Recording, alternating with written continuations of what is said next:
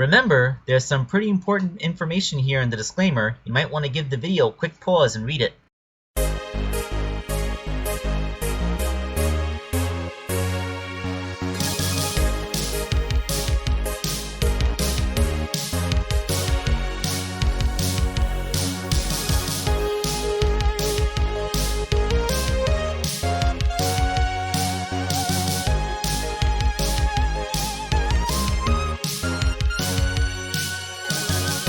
Hello my friends, this is Wake Angel 2001 coming at you with a commission for Chaos Blast.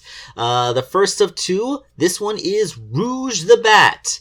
Yeah, I made Rouge the Bat so many times in the past that there's really hardly anything new to say about making the figure, but there is some news on Rouge becoming more prominent as a character in the franchise itself. I mean, not just in extended media like in the comic books or in the Sonic Prime cartoon, but the newest game that's going to be coming out soon, Sonic Dream Team, is actually featuring Rouge in its preview trailer as, like, just one of the main cast. Like, there's no signs of Shadow or Omega here, so Rouge is just separate from the Team Dark dynamic entirely. She's just there with Sonic in the gang, as if, like, she just blends right in with the core four that have been with the franchise since the beginning. Just in there, giving her cute little wink to the audience, and, you know, just as a member of the team. And I think that that's really cool. Like, we're promoting Rouge to main cast rather than just, like, occasional side character, you know?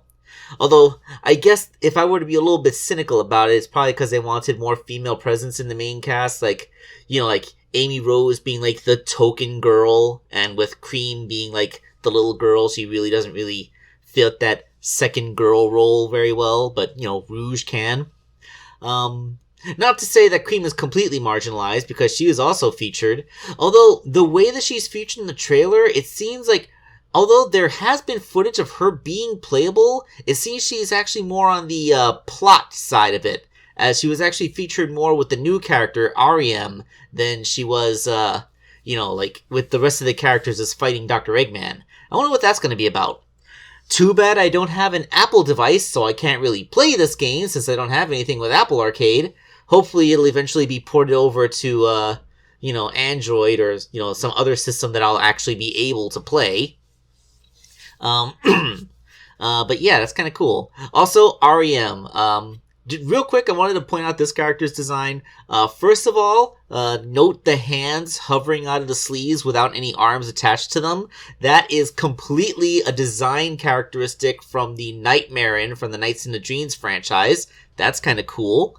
And, her name is R.E.M. I mean, it's spelled A-R-I-E-M, but it's pronounced R-E-M, as in REM sleep, the portion of your sleep cycle where you're dreaming. That's clever. Also, she's a sheep, which, you know, you count sheep to go to sleep, so it works on so many levels.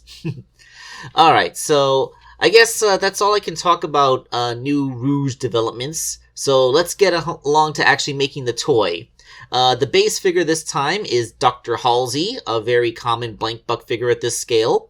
Although you might notice her shoulders are a different color than they usually are. That's because I happen to have a Tila figure that I had just as a spare, and I decided to swap out her shoulders for the you know, for these, because they're already skin toned. So even if the paint scratches off, they'll still be skin tone underneath. So, you know, less having to worry about, you know, paint matching. That's basically it. Although, and if you look really closely, there was a assembly defect on this one. She seems to have two right forearms. You can tell by the way the joints go. And I'm guessing that it's such a small detail, a lot of you probably wouldn't have noticed, but now that I mention it, it's the only thing you're going to be able to see. Sorry about that. Alright, so I guess I can go into a little bit of detail about how you sculpt this. Like with Rouge the Bat, like, it's not a nude buck figure. Like her breasts are pushed up and towards each other into a pleasing cleavage shape. They don't hang loose like, say, on Princess Sally that doesn't have a bra or anything.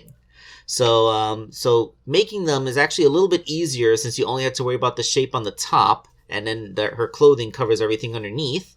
But it's it's still a two-step phase, because at first you got to make the shape, but then you have to let them settle. But you can't leave them like this because you want her breasts to be pushed up into a pleasing little cleavage. You don't want it to look like they've been pushed up so far that they're folding back on themselves with that little seam there. So once it has a chance to harden and settle, a little bit of extra sculpting is put in on top to fill in what would be the equivalent of the clavicles, you know, like your collarbone, the part that's above your cleavage. And that makes everything look smoother and more aesthetically pleasing.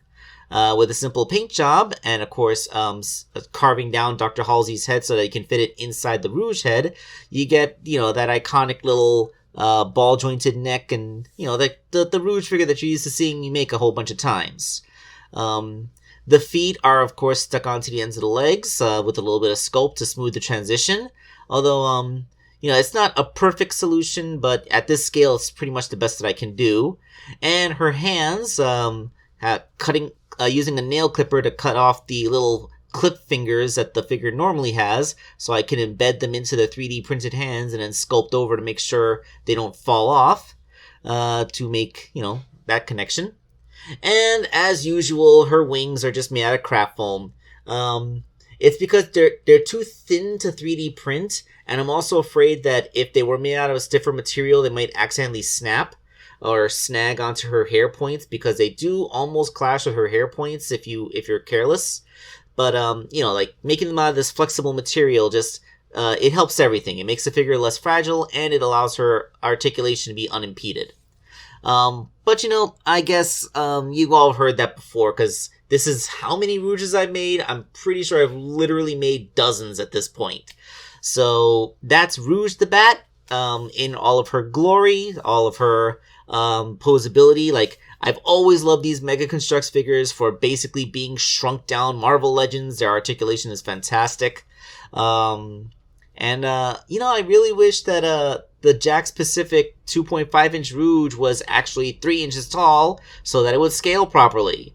I mean, the Nowhere Sea Rouge figure, which is supposed to be 2.5 inches tall, actually is a little taller and could pass for 3-inch, except that, you know, that's the Nowhere Sea version of her, not the proper universe version. And even if they made Prime Rouge in that scale, then it would be the Rouge from the Sonic Prime cartoon, which still wouldn't be the proper universe. So I guess this is, you know, even after all this time, I'm still going to be making these Rouge figures for people. As long as there's still interest in completing that Jazzwares collection. Anyway, thank you all for indulging me and watching the video this far. Let's let Sonic bring us out the way he always does.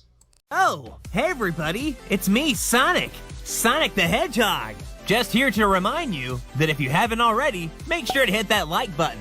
And for even more amazing customs, don't forget to subscribe to Wake Angel 2001, because between you and me, they're way past cool.